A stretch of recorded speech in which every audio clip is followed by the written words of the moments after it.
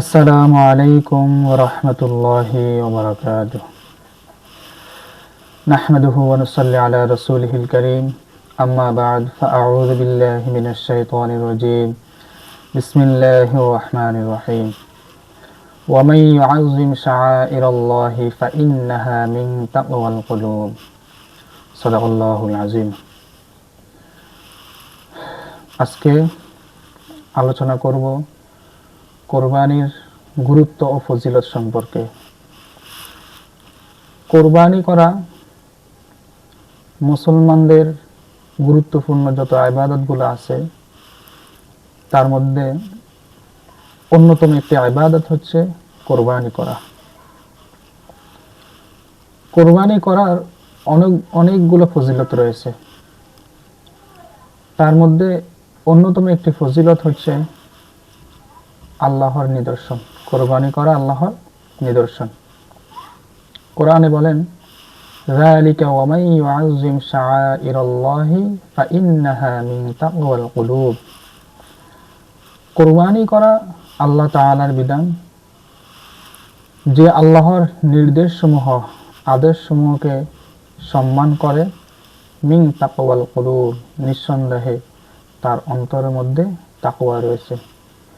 তাকওয়া আছে বিদায়ী তো সে আল্লাহ তাআলার আদেশ এবং নিষেধ সবগুলোকে সম্মান করে, সবগুলোকে মানার জন্য চেষ্টা করে।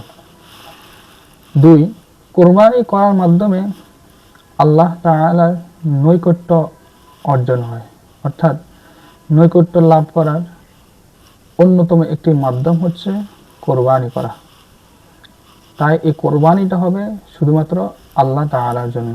তিনি বলেন, কুল ইন্না সলাতি ওয়া নুসুকি ওয়া মাহইয়ায়া ওয়া মামাতি লিল্লাহি রাব্বিল আলামিন।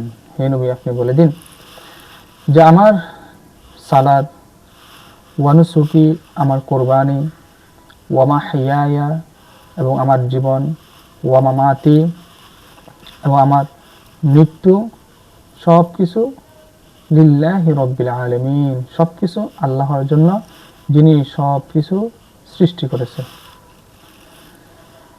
3, কোরবানি করা এটা হযরত ইব্রাহিম আলাইহিস সালামের একটা সুন্নাহকে জিন্দা করা হয়। কোরআনে কারীমের মধ্যে বলা হয়েছে, ওয়া ফাদাইনাহু বিযিবহিন আযীম। তিনি বলেন, আমি এক মহান জবাহের বিনিময় তাকে মুক্ত করে দিলাম। অর্থাৎ তা ছিল একটি জান্নাতি দুম্বা। অর্থাৎ কাকে মুক্ত করে দিলাম? হযরত ইসমাঈল আলাইহিস সালামকে। হাদিস শরীফের মধ্যে বলা হয়েছে, হযরত যায়েদ ইবনে আরকাম রাদিয়াল্লাহু তাআলা আনহু বলেন, ক্বালা আসহাবু রাসূলিল্লাহি সাল্লাল্লাহু আলাইহি ওয়াসাল্লাম, ইয়া রাসূলুল্লাহি মা হাযিল আদাহি। হযরত যায়েদ ইবনে আরকাম রাদিয়াল্লাহু তাআলা আনহু বলেন, রাসূল সাল্লাল্লাহু আলাইহি ওয়াসাল্লামের সাহাবীগণ বলেন, ইয়া রাসূলুল্লাহি মা হাযিল আদাহি। হে আল্লাহর রাসূল, এই কোরবানিটা কি? এই যে আমরা পশু জবাই করব, এটা আসলে উদ্দেশ্যটা কি? তখন আল্লাহ রাসূল সাল্লাল্লাহু আলাইহি ওয়াসাল্লাম বলেন, ক্বালা সুন্নাতু আবিকুম ইব্রাহিম। এটা হচ্ছে তোমাদের পিতা হযরত ইব্রাহিম আলাইহিস সালামের একটি সুন্নাত। তাহলে এই আলোচনা থেকে বোঝা গেল যে কোরবানি করার মাধ্যমে, কোরবানি করা আল্লাহ তাআলা একটা নির্দেশ, কোরবানি করা আল্লাহ তাআলা একটা নিদর্শন।